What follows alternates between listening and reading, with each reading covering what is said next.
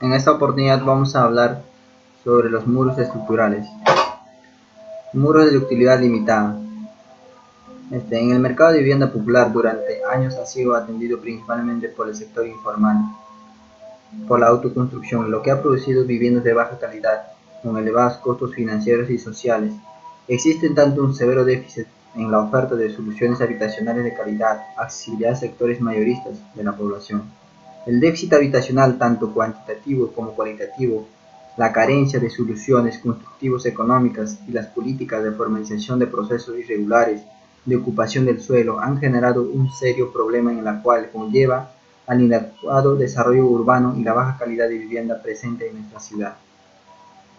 Antecedentes. En lo que se refiere al sistema de muros de utilidad limitada, solo existen algunos artículos en revistas como el de Ingeniero, el Constructivo. Recién en diciembre de 2004, el Servicio de Capacitación para la Industria de Construcción CENSICO incorpora pautas específicas para la edificación de muros de utilidad limitada.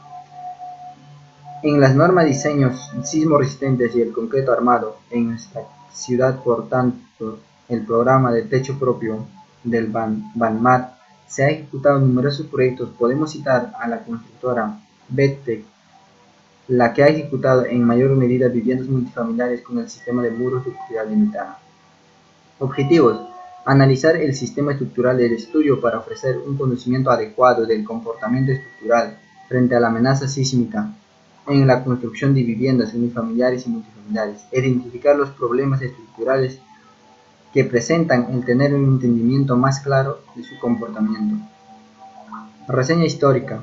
En los últimos años, con el boom de inmobiliario, los gobiernos fomentaron la construcción de viviendas populares. En consecuencia, se vuelve a utilizar nuevamente el sistema de muros portantes, pero en este caso los muros de concreto armado en lugar de muros de albañilería. Hoy en día contamos con el concreto premezclado, encofrados metálicos o de aluminio, elementos que nos permiten optimizar los rendimientos en obra. Además, tenemos la ventaja de que en el concreto podemos hacer muros más delgados que en los muros de albañilería.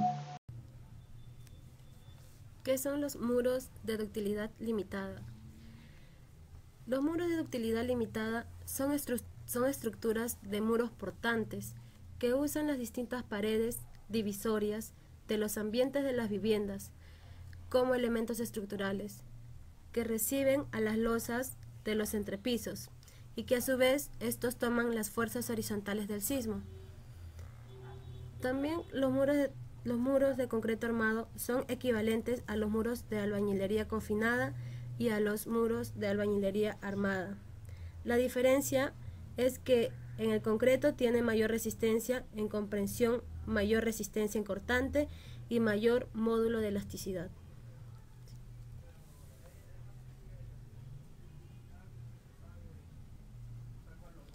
Los números de pisos para los muros de ductilidad limitada se considera que máximo la construcción es para 7 pisos.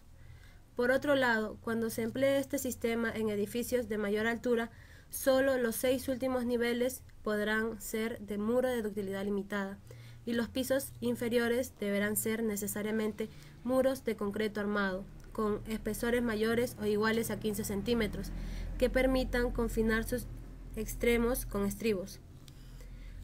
Se han visto de hasta 7 pisos que emplean únicamente muros de 10 centímetros. Se indica que el máximo número de pisos que se puede construir con el sistema de ductilidad limitada es de 7.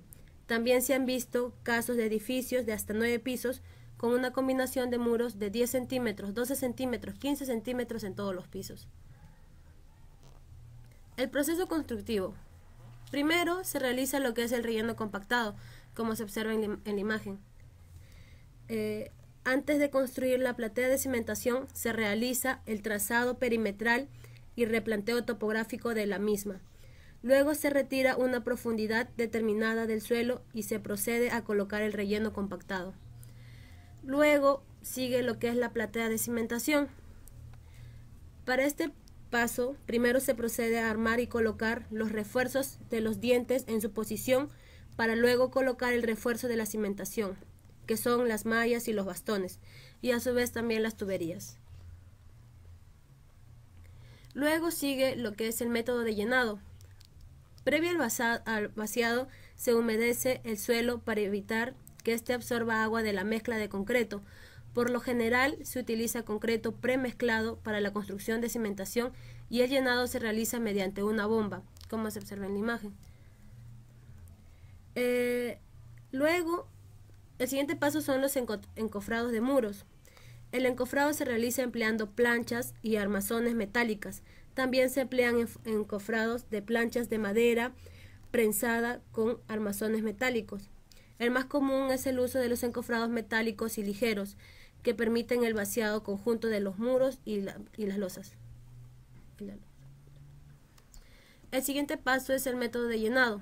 Existen dos métodos usuales para este llenado de muros. El primero, y a su vez el más común, consiste en vaciar conjuntamente los muros y la losa para una zona o sección del edificio en construcción. Se realiza primero el vaciado de los muros y luego el de la losa inmediatamente en esta misma operación. El segundo método consiste en primero vaciar los muros y luego al día siguiente vaciar la losa para lograr una buena adherencia entre ambos elementos. La superficie del muro se deja sin alisar. Antes de vaciar la losa se coloca una capa de lechada de cemento a la parte superior de los muros para lograr una adecuada adherencia en la unión muro-losa.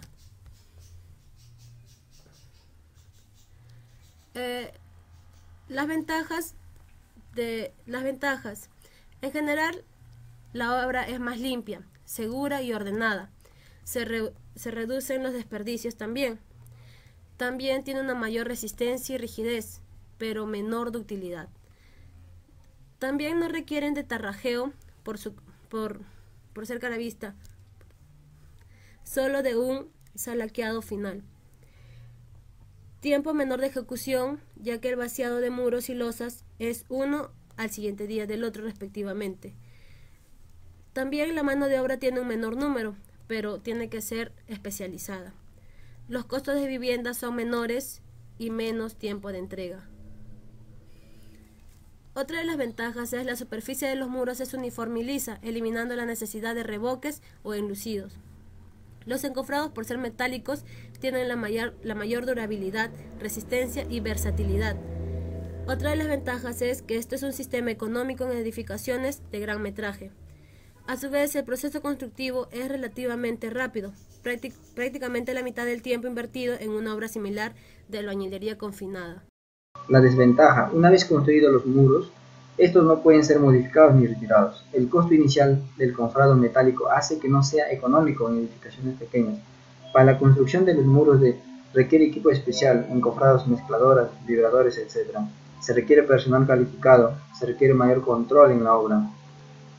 Es un sistema estructural en continua investigación, muy diferente al de albañilería confinada. La longitud del muro está limitada por el uso de juntas por problemas de contracción de fragua. Requiere una densidad mínima de muro de 10 centímetros.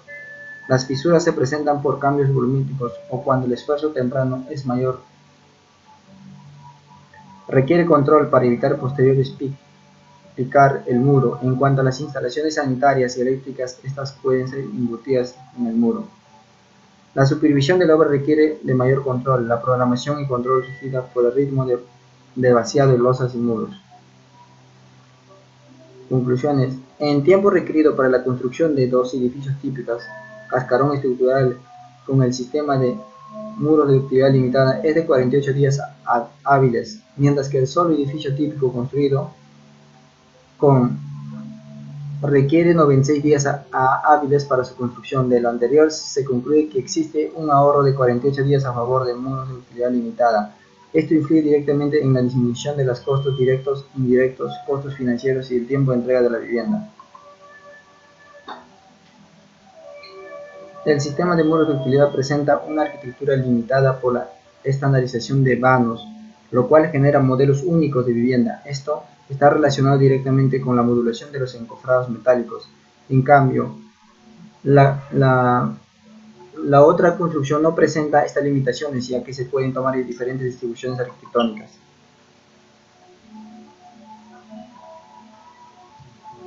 Cuando se tiene conjuntos habitacionales, es conveniente dividir la edificación en varios bloques separados, por juntas sísmicas, de tal manera que tener bloques independientes de orden de 20 a 30 metros. La independización de bloques permite disminuir los esfuerzos que se generen en las losas, en los entrepisos, en los propios muros de concreto debido a los efectos de la retracción de fragua y cambios de temperatura. Ensayo de corte directo. En dos prismas o tres bloques, vaciado de diferentes etapas.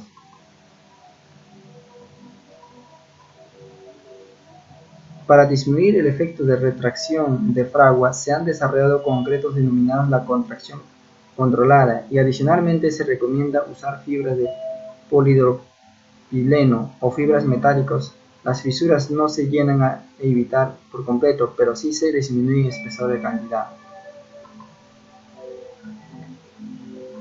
Cuando se tiene edificaciones de mayor número de pisos o cuando la densidad de muros en una dirección es relativamente baja, se aumenta el espesor en los muros, pudiendo tener en los primeros pisos de 20 a 15 espesor, irregulares en la altura. Bajo condiciones especiales, la norma E030 permite la construcción de muros de utilidad limitada con sistemas de transferencias. Teóricamente se podrían construir sobre un primer piso de estacionamiento. Sin embargo, los requisitos de diseño por capacidad hacen poco viable el proyecto. El vaciado de concreto debe hacerse con mucho cuidado para evitar que se produzcan cangrejeras. Se recomienda un estricto control de calidad que incluya una adecuada colocación, compactación y vibrado durante el vaciado y con el fin de evitar segresión, vaciar en capas horizontales uniformes de 50 centímetros. Se recomienda contar con un adecuado estudio mecánico de suelos con parámetros de aceptabilidad y confiabilidad, siendo este el último factor determinante en el cálculo de los coeficientes de rigidez del suelo. Cuando existen excesiva densidad de muros, se debe considerar convertir algunos muros portantes en tabiques, ya que estos permiten contar con mayor espacio en la construcción. De esta manera se incrementan los rendimientos y bajaría los costos al construir menos muros. Los muros de concreto armado en placas. Al igual que los muros portantes de albañilería, las placas soportan las cargas sísmicas. Sin embargo, a diferencia de los otros muros estructurales, son más resistentes y más durables en el tiempo, si están bien diseñados y bien construidos. Las placas de concreto armado son consideradas como elementos estructurales bidimensionales planos, es decir, su espesor es pequeño en comparación a sus otras dos dimensiones, el largo y el alto, así como podemos apreciar en la figura. Es recomendable usar estas placas en los casos de viviendas nuevas que tienen deficiencias de densidad de muros portantes de albañilería, en cualquiera de sus direcciones principales.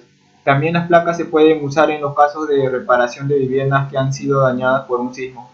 Los materiales a utilizarse en la construcción de estos muros son los siguientes: concreto más fierro es el concreto armado. Recomendaciones. Las placas deben construirse estrictamente de acuerdo a lo especificado en los planos estructurales. Si la edificación es de 2 pisos o más, las placas deben ser coincidentes en los 2 niveles. Cuando se construyan placas de concreto armado que sean colindantes a predios con muros de ladrillo o adobe, estos muros del vecino no deberán ser utilizados como encofrados para el vaciado de la placa. Para el refuerzo. Las especificaciones del refuerzo a colocarse, el diámetro de las barras, la cantidad, espaciamiento, número de capas, tanto vertical como horizontalmente, deben estar claramente indicadas en los planos. El refuerzo vertical debe ingresar totalmente en la cimentación, respetándose el recubrimiento de 7.5 centímetros. Si la placa continúa en los niveles superiores, no olvides dejar las mechas con la longitud de empalme apropiado. Debes realizar el curado del concreto luego de desencofrar. Lo puedes hacer humedeciéndolo constantemente con agua mínimo 3 días o utilizando aditivos, así como vemos en la figura 5. A fin que la placa tenga un espesor uniforme, asegúrate de usar templadores, ya que la fuerte presión del concreto fresco sobre el encofrado lo empuja hacia afuera. Esta presión puede hacer colapsar el encofrado, así como vemos en la figura 6. Muros de drywall. El sistema de drywall ha revolucionado nuestros sistemas constructivos convencionales, livianos de peso, resistentes al fuego, térmicos, acústicos y sísmicamente resistentes, Diseño arquitectónico y construcción en el drywall. Las recomendaciones son mucho más fáciles, especialmente en tiempo y costo. Los niveles de aislamiento térmico y acústico se pueden controlar fácilmente. Se adecua para todo tipo de clima. Características del sistema drywall. Las características varían desde tabiques divisorios y cielos rasos, planos y curvos, hasta columnas cilíndricas, revestimientos, arcos y bóvedas. Ventajas del sistema drywall. Recuperable. Se recupera hasta un 80% del material para ser empleado nuevamente en otras placas. Durabilidad. No se expande ni se contrae con los cambios de temperatura. Es inmune a hongos. Económico. Al ser más liviano, reduce el tamaño de la cimentación y de la estructura. El acero de la estructura es 100% reciclable. Conveniencia. Es fácil de instalar por su poca problemática en desmonte y demás. Propiedades. Térmico.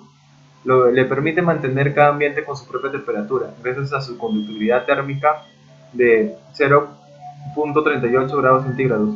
Incombustible, placas compuestas por un 20% de agua cristalizada que al entrar en contacto con el fuego no sufre ningún daño. Asísmico, por ser montado sobre una estructura metálica ofrece mayor seguridad en el sistema tradicional. Acústico, según la ASTM, es un proceso en el proceso de calidad número E9075, el drywall debe ser un material altamente acústico. Propiedades mecánicas. Deberá tener una densidad mínima de 1.20 kg por diámetro cúbico, capaz de resistir a altos impactos sobre un área reducida. Deberá ser un producto que no contribuya a la expansión de llama y al desarrollo de humos. Deberá tener una resistencia mínima a la flexión, según la ASTM 1186. En la construcción en el sistema drywall, los materiales son placas de yeso, placas de fibrocemento, parales y rieles de fierro, otros como cintas, tornillos, masillas. Almacenamiento. Debe realizarse en posición horizontal en paquetes de 60 planchas, separadas por fajas o listones de madera, protegidas de la humedad sobre una superficie limpia, seca y plana. Transporte. El transporte en vehículo debe realizarse en forma horizontal. El pintado. Puede utilizarse pinturas como látex, esmalte, caucho clorado, antifugosa o exposica. Placas de yeso, principalmente para interiores, ya que por el material que está hecha esta placa no se recomienda exponerlas a lluvias, calor, etc. Las placas de yeso más conocidas y usadas son las placas de yeso Giplac y las placas de yeso Triplac. Aplicaciones y ventajas. Ideal para muros y techos falsos a interiores y salado sobre estructuras. Dada la ligereza de la plancha y del sistema de fabricación, es ideal para todo tipo de construcciones. Ideal como revestimiento de muros existentes, de mampostería y otros. Tipos de uso. Se puede utilizar en doble pared, formada por una estructura de acero. En media pared, utilizada como para cerramientos de ductos y revestimientos con aislamiento. Cielos rasos con juntas invisibles. El acabado de juntas es empastado. Placas de fibrocemento resistentes al impacto y a la humedad. La placa Superboard, sistema de curado en autoclave, alta presión para acelerar el proceso de fragua. Placas de bordes rectos, se utilizan para tener acabados bruñidos o con junta visible. Placas con borde biselado, con un espace y con acabado tipo estusco. Tabiques.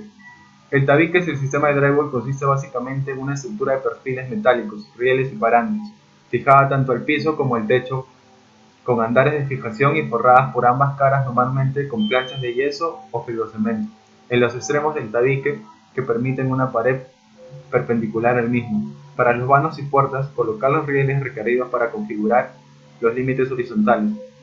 Para alturas del tabique mayores de 10, se requiere trasladar los parantes. También se debe forrar la estructura metálica por ambas caras con las planchas de yeso Dryplac, utilizando 38 tornillos forro, 8 por parante. Limitaciones. Se debe evitar la exposición a la humedad excesiva o extremas temperaturas. La plancha de yeso no se recomienda donde la temperatura exceda los 250 grados Fahrenheit o 50 grados centígrados durante prolongados periodos de tiempo. Materiales y herramientas.